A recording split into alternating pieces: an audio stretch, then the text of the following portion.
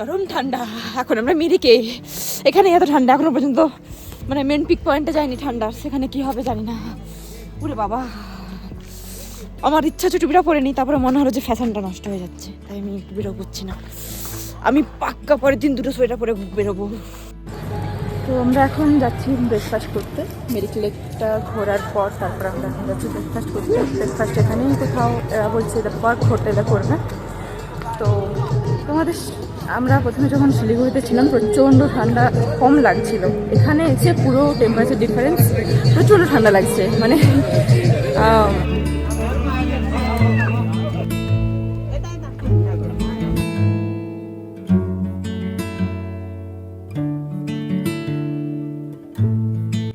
আমরা সবাই ভীষণ, সবাই খিদে পাচ্ছে, সবাই ভীষণই হাঙ্গরি। আমরা কেউ ওয়েট করছে না, যেমন ভালো লাগছে, টেস্টটা খুবই ভালো লাগছে। একটা চিকেন মোমো ট্রাই করবো এবার।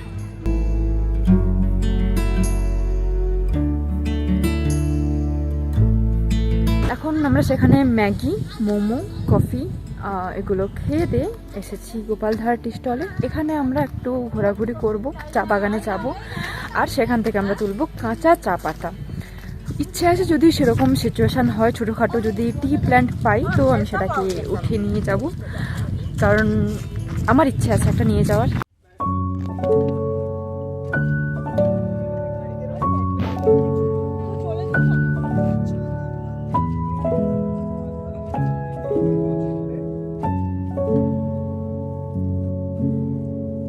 আমরা এখন এসেছি নেপাল আর ইন্ডিয়ার বর্ডারে, মানে এক পাশে নেপাল আরেক পাশে ইন্ডিয়া, এইরকম একটা জায়গায় আমরা এসেছি।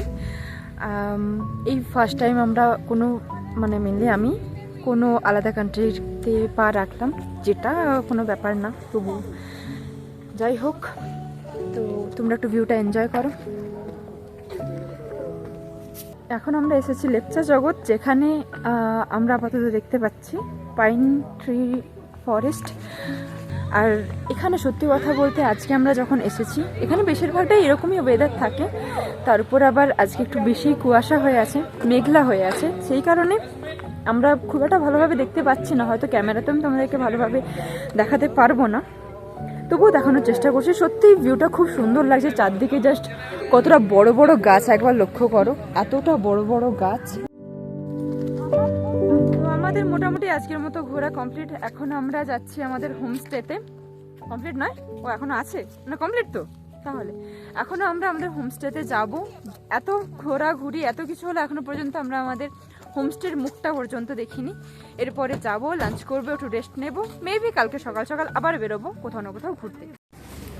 তো এখন আমরা গাড়ি থেকে নেমে অবশেষে এখন হোমস্টের দিকে এগিয়ে যাচ্ছি হেঁটে হেঁটে। অ্যাকচুয়াল গাড়িটা একটু দূরে নামিয়ে দিয়েছে, তার কারণ যদি সে আমাদেরকে হোটেল পর্যন্ত দিতে আসে তাহলে তাকে আবার 10 কিলোমিটার ইউটার্নের জন্য যেতে হবে, তাই আমরা নিজেরাই নেমে পড়েছি। ঠান্ডাটা যথেষ্টই আছে, এখন প্রায় বিকেল 4টা বাজে, কিন্তু ঠান্ডাটা ভালোই।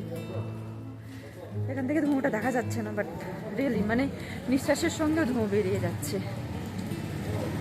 এখানে সব থেকে এপিক আর সব থেকে সুন্দর লাগে, মানে প্রত্যেকটা কুকুর এখানে ঠান্ডার জন্যে ফার ফার বেশি বেশি, অনেক বেশি ফার, মনে হচ্ছে একটাকে উঠিয়ে নিই গাড়িতে সলিড। যাই হোক, তো এখন আমরা যাচ্ছি হোমস্টের দিকে। ফাইনালি আমরা আমাদের হোটেলে চলে আসছি। এই হচ্ছে আমাদের হোটেল মাস্ক্যাটল। এই হলো আমাদের হোটেল মাস্ক্যাটল।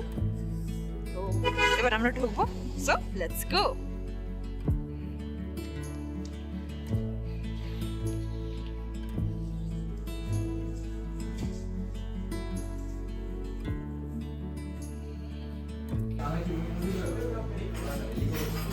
बेटर ऐसे बोलते कि सेटाई जो सबसे अच्छा है वो मेरा है